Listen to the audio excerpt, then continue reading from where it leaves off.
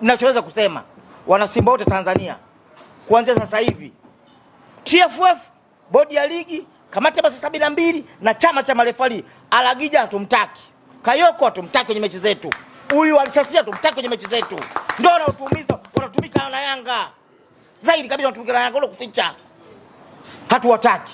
Kama mtang'ang'aniza kuchezea mechi za Simba, sisi kama wana Simba sasa tunasema hivi, dini tutaacha pembeni kwanza.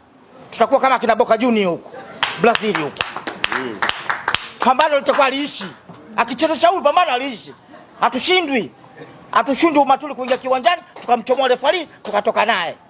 Tukaenda kumalizana naye. Basi wewe point toa tu, lakini tunataka heshima iwepo, haki yetu ilindwe, marefari wafuate sheria 17 za mpira. Sawa? Hatufichi, tunawaomba hao marefari hawa na wengine waliokuja sasa hivi.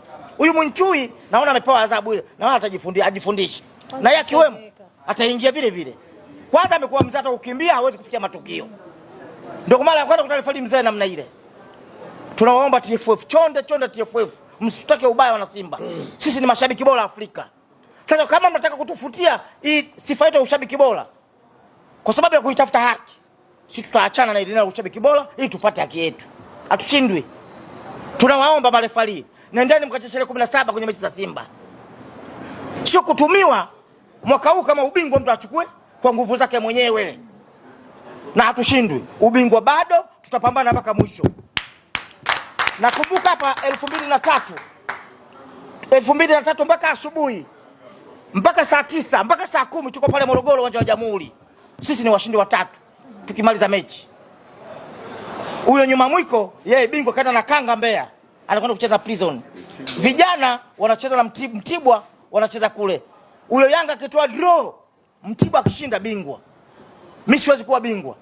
Matokeo yake mpira ulichezwa saa 12. Moja kasoro Simba bingwa. Sawa, Simba bingwa. Sasa ili hapa 8.3 wala hatuna shida nazo. Tutapigania haki yetu na Simba, tupigania haki yetu. Mwaka huu Simba bingwa tu. Hakuna kutuzuia. Sisi mabingwa tu. Tupigania haki yetu.